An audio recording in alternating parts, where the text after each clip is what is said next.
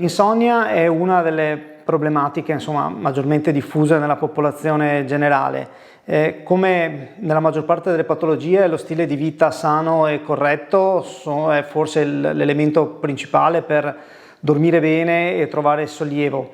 Chiaramente lo stile di vita a volte è influenzato dall'attività lavorativa che ci crea stress, che ci fa mangiare male, ci fa mangiare ad orari strani.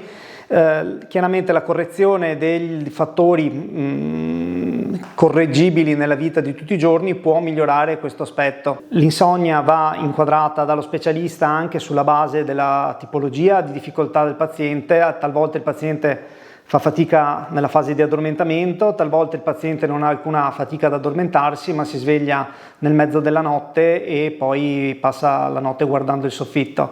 Chiaramente queste due tipologie, ma ce ne sono delle altre, sono tipologie di insonnia diverse, vanno inquadrate, vanno comprese e anche i trattamenti sono personalizzati sulla base della tipologia di patologia che ci troviamo a dover affrontare. Chiaramente adesso nel 2024 abbiamo a disposizione farmaci sicuramente più efficaci rispetto al passato. Allora, l'avvio di una terapia farmacologica è la conclusione di un percorso diagnostico, non è certamente la soluzione di ogni male. Va inquadrata all'interno di una definizione patologica che fa lo specialista, pneumologo o neurologo che sia, e può certamente aiutare la qualità di vita del paziente, talvolta anche senza grossi problemi di assuefazione, di tolleranza alla terapia farmacologica. L'insonnia o comunque i disturbi che portano a sonnolenza diurna e alterazione dello stato dell'umore nel corso della giornata a causa di un sonno poco soddisfacente vanno attenzionati dopo un periodo di almeno qualche mese, quindi di solito si dice che almeno 3 mesi di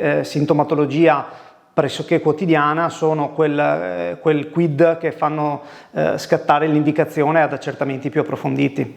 Uno di questi accertamenti è certamente la polisonnografia, che permette di escludere, intanto di analizzare la qualità del sonno, la continuità del sonno ed escludere copatologie associate all'insonnia come la sindrome dell'apnea ostruttiva del sonno. Questo è l'esame principe che ci permette di registrare una notte standard del paziente, capire appunto come dorme e che cosa succede sia dal punto di vista neurologico che respiratorio che motorio durante una notte standard. Certamente la depressione è una delle patologie più frequentemente associate all'insonnia. Talvolta è la stessa depressione che può scatenare l'insonnia, talvolta è l'insonnia stessa che a causa di una qualità di vita scadente può indurre il paziente a sviluppare un certo grado di depressione, quindi non va trascurata e dopo un periodo di qualche mese di sonno poco soddisfacente credo che sia l'occasione per fare degli accertamenti più mirati. Sì, chiaramente lo stile di vita, come abbiamo detto in precedenza, è la cosa principale. Uno degli accorgimenti principali è quello di mangiare presto la sera, evitare di coricarsi oppure di guardare la televisione stesi in divano, rendendo la digestione più difficoltosa. Solitamente si consiglia di evitare di dormire in posizione supina, quindi favorire sempre la posizione laterale, il controllo del peso corporeo e evitare l'assunzione di alcolici o comunque di eccitanti durante la serata, insomma durante la sera, durante la cena o nel post cena. Una dieta equilibrata e quindi una cena non troppo calorica sono sicuramente un fattore che può aiutare nella gestione dei sintomi sonno correlati. In particolare evitare l'assunzione di alcolici, il fumo sicuramente va evitato a prescindere, evitare anche di utilizzare apparecchi elettronici prima di addormentarsi, per esempio la luce blu dei telefonini, dei tablet sono comunque degli eccitanti a livello della corteccia e quindi non aiutano certo nella fase di addormentamento.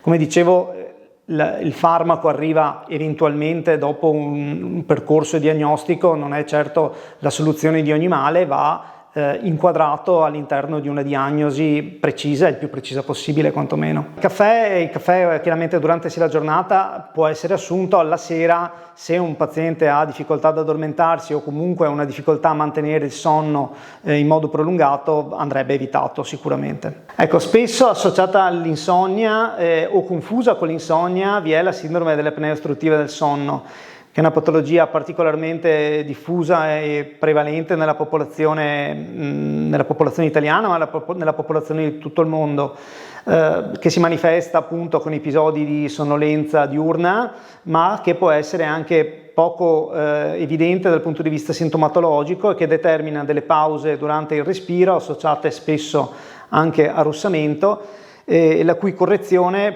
può dare sicuramente dei grossi miglioramenti in termini di qualità di vita, ed è importante riconoscerla soprattutto nei pazienti che hanno delle diagnosi di malattia cardiovascolare o che hanno delle problematiche cardiologiche in atto, in quanto la sua presenza determina un possibile peggioramento e aggravamento di pazienti che hanno avuto problematiche cardiovascolari in passato o l'insorgenza di nuovi problemi in pazienti sani. Per la diagnostica dell'insonnia, delle apnee ostruttive del sonno, ci sono diversi specialisti che possono essere coinvolti, la diagnosi spesso è multidisciplinare. La polisonografia è un esame che facciamo noi pneumologi, quindi le unità operative di pneumologia dell'azienda ULS2 sono tutte attive nella fornitura di esami polisonografici, nell'esecuzione di esami polisonografici.